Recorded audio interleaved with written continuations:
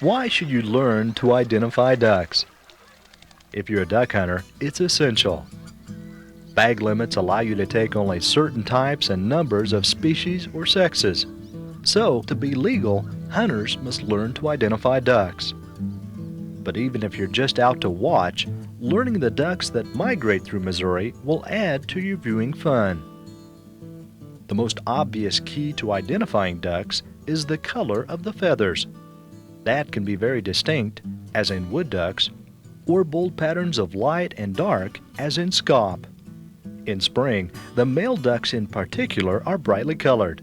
During the fall, though, a lot of birds have only muted brown colors, so you can't depend on colors or bright patterns to give you clues.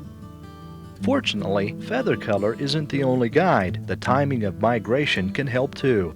Some types of ducks, like the blue-winged teal, begin to migrate as early as August.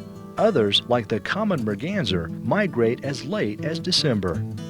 Other keys to identification include type of habitat, behavior in flight and feeding, wing beat, the shape and posture of the bird, its bill, eye color, and voice are also clues. That's a lot to learn, but there is a way to make it easier. Keep in mind that we have basically two types of ducks, the dabbling ducks and the diving ducks. Dabbling ducks, like the mallard, are sometimes called puddle ducks or river ducks. Although wood ducks are technically part of a group called perching ducks, they share many of the same characteristics as the dabbling ducks. There are three groups of diving ducks. The first is the inland divers, like the redheads. The second is the sea ducks and mergansers, which includes the common merganser. The third is the stifftails, for which our only example in Missouri is the ruddy duck. Each of the dabblers and divers have certain similarities that can help you tell which is which. From a habitat point of view, dabbling ducks prefer shallow water marshes, flooded timber, and many-use crop fields. On the other hand, you tend to find diving ducks on deeper, more open waters. The two groups also feed differently. Surface feeding and tipping up are typical of dabblers. Diving ducks get their name because they dive for underwater vegetation, crayfish, and clams. How they fly is another clue. When dabbling ducks take flight, they jump into the air. In contrast, divers run across the surface to become airborne. Pay attention to the overall posture of birds. Dabbling ducks appear to be sort of comfortable when they're standing. Their feet are positioned more forward than the diving ducks, which aren't normally seen walking on the land. In profile, a dabbling duck rides high on the water with its tail held well off the surface. Diving ducks normally hold their tails lower, often at water level. The secondary feathers of the wings are called the speculum in dabblers. They're usually iridescent and well-defined. On the other hand, the secondaries of the diving ducks are dull and less defined. Knowing the basic differences between the two groups of ducks will give you a good start in figuring out which duck is what. Keep in mind that the dabblers prefer shallow water, feed at the surface, jump up to take flight, ride high in the water, stand with their feet forward, and have iridescent speculum. The diving ducks, on the other hand, are found in open water, dive to feed, run to take flight, hold their tails low in the water, and have dull secondary feathers. The key to duck identification is to put all these and a few other characteristics together to provide a unique pattern for each species. Now we'll look more closely at some ducks you might see in Missouri, beginning with the dabbling ducks. The most common of these is the mallard. They account for 50 to 70% of all ducks taken by Missouri hunters. The green head, white neck ring, chestnut-colored breast, and solid yellow bill are key features of the male. The hen, in contrast, has a mottled orange bill. In close flight, you can see the blue iridescent speculum bordered by white. Mallards migrate mainly from late October through early December and again from late February through March. The male and female black duck, unlike all other Missouri duck migrants, have similar plumage. In a superficial way, black ducks look like dark-colored female mallards, but they're distinctly darker than mallards and all other Missouri ducks. In flight, you can see a sharp contrast between the black duck's dark belly and white underwing. They migrate about the same time as mallards, but they're only somewhat common in Missouri. Pintails are early migrants. You can distinguish them from other ducks in flight by their slender, pointed appearance. They have long necks and pointed tails. The male has a brown head, bluish and bicolored bill, and a white neck stripe that extends in an arc up the side of the head. They sound a single, short-whistled note. The female is a nondescript brown. The common name gray duck gives a clue to the male gadwall's appearance, but both sexes are duller than many dabblers. Their bills are more narrow than the mallards. The male gadwall's bill is black and the female's is a mottled orange.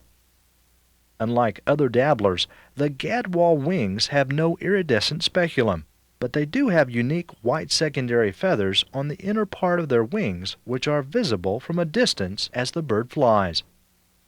You can remember a widgeon from its white shoulder patch which is noticeable in flight. One common name, baldpate, refers to the white crown on the male. This white contrasts with the stipple head and green eye patch which extends to the rear. The male also has a distinctive pinkish-brown breast and sides. Both male and female widgeons have short bluish bills tipped in black. The call of the male is similar to the pintail, but heard more often and given in a whistled three-note series. The green-winged teal, named for its iridescent green speculum, is the smallest of the North American dabblers. The male is a small gray duck about half the size of a mallard. It has a chestnut-colored head, green eye patch, and a black bill. A vertical white stripe runs from the spotted breast to the shoulder. In the air, the quick, erratic flight and no-neck appearance mark the green wings. They have long migration periods, but they're most common here during early November and mid-March. They rank second or third in ducks taken yearly by Missouri hunters. The blue-winged teal's blue shoulder patch is very easy to see when the bird is in its low, twisting flight.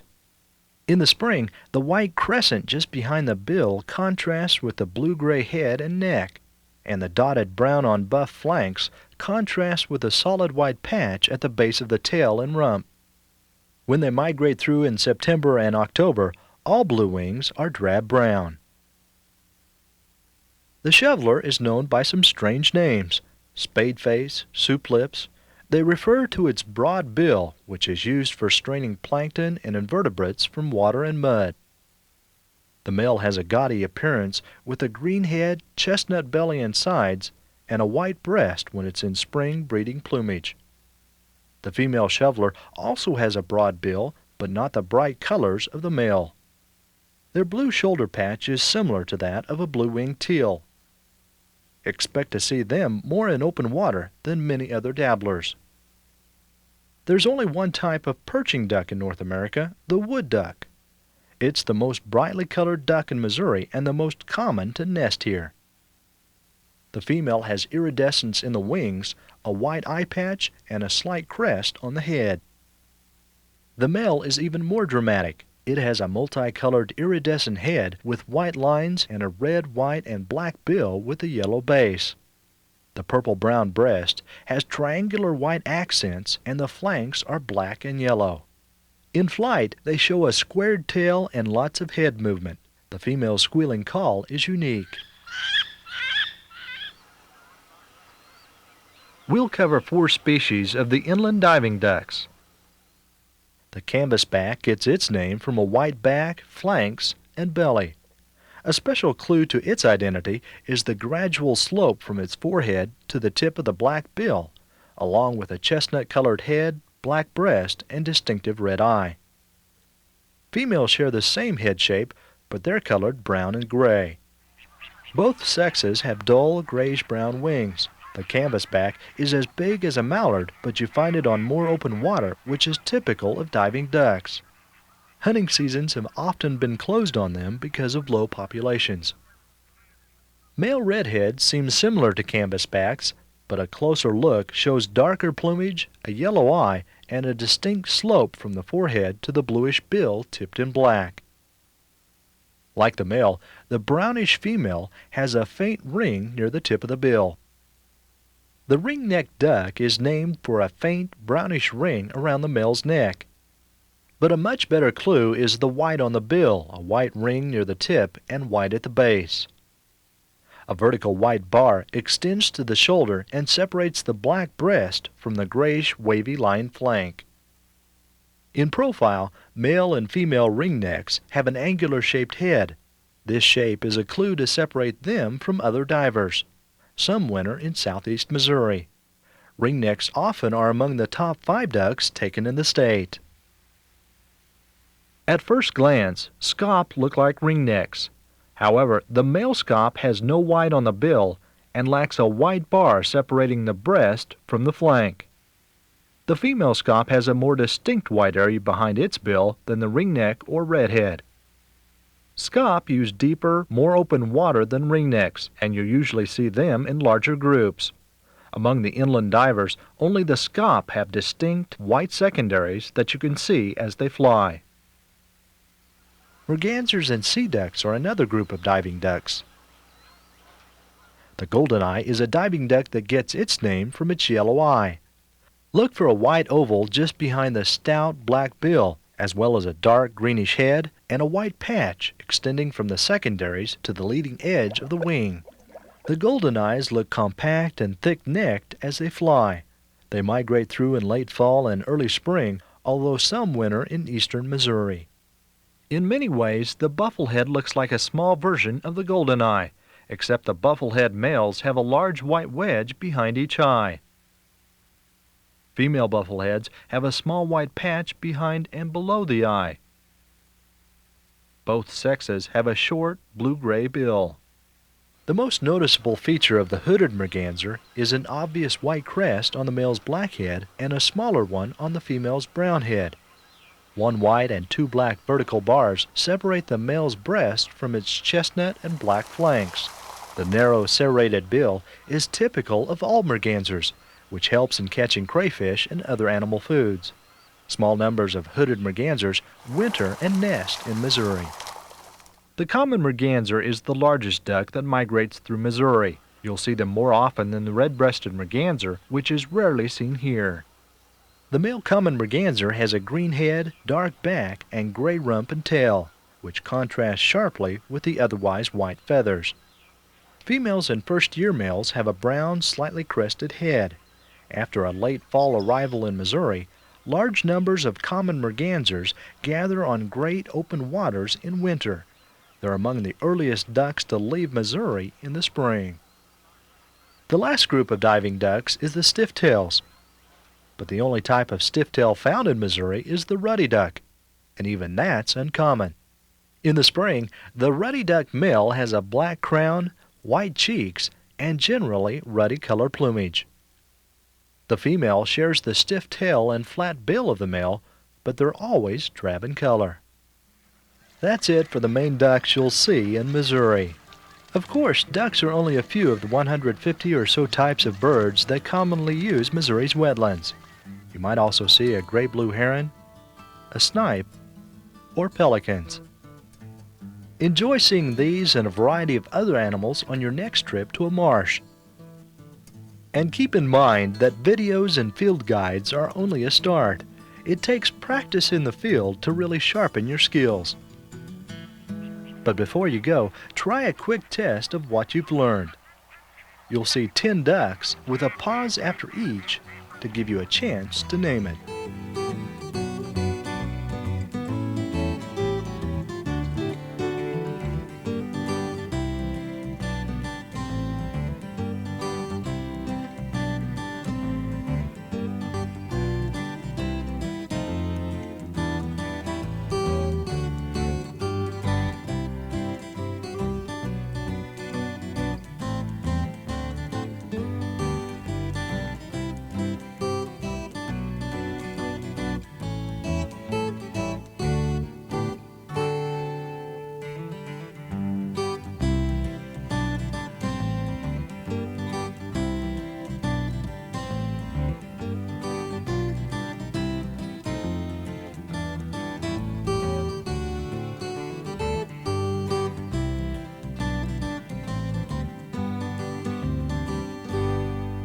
Well, how did you do?